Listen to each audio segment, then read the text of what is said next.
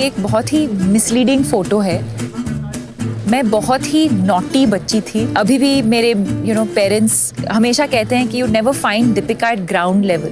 मैं हमेशा सोफाज पे, टेबल्स पे, चेयर पे चढ़ के कूदना, आउटडोर स्पोर्ट्स, मुझे हमेशा एक्स्ट्रा करिकुलर एक्टिविटीज़ में ज़्यादा इंटरेस्ट था।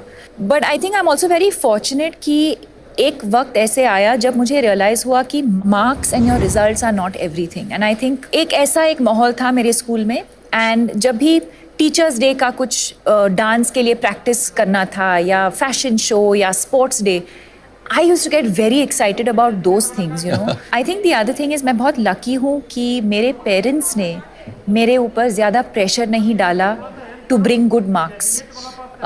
तो मैं पेरेंट्स को भी कहना चाहूँगी कि आप अपने बच्चों का जो पोटेंशियल है उसको रियलाइज़ करना बहुत ज़रूरी है. Maybe their interest lies in something else and that is also okay. कमाल की बात बताइए. इन चीज़ों का जो इम्पोर्टेंस है, जब बच्चे होते हैं हम उसका इम्पोर्टेंस रियलाइज़ नहीं करते.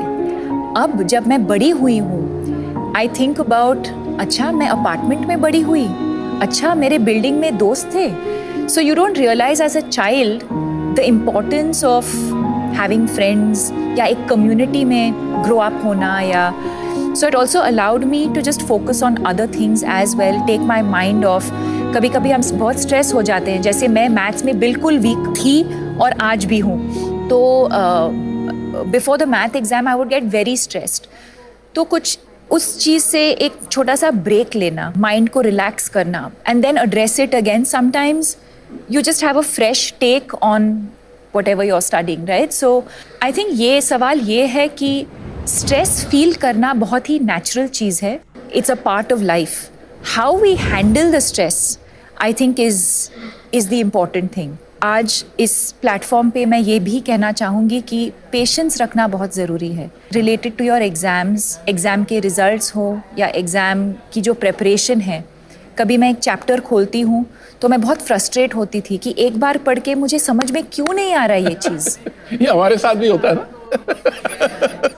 एंड देन आई रियलाइज्ड, काश मैं 10 दिन पहले स्टार्ट करती, काश मैं उसी चैप्टर को 2 और बार पढ़ती, तो maybe I would have been slightly better prepared for that chapter.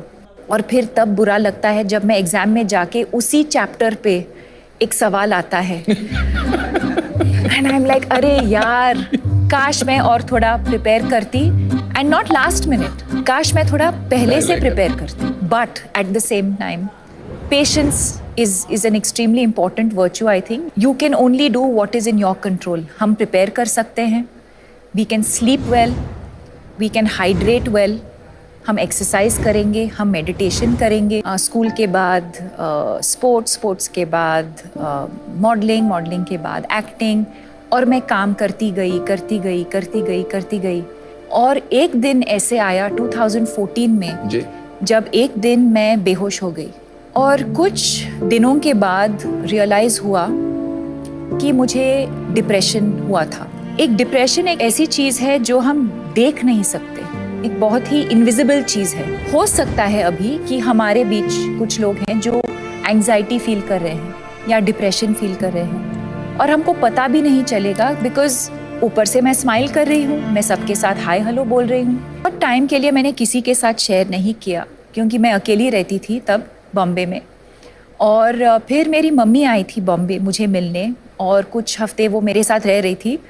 और जिस दिन वो लोग जा रहे थे वापस बैंगलोर तो मैं रोने लगी. तो उन्होंने कहा, क्या हुआ? किसी ने कुछ कहा, कुछ काम पे कुछ हुआ? एंड आई सेड, नहीं, I don't know what this is. I am just feeling completely helpless and hopeless and मुझे जीना ही नहीं है अब.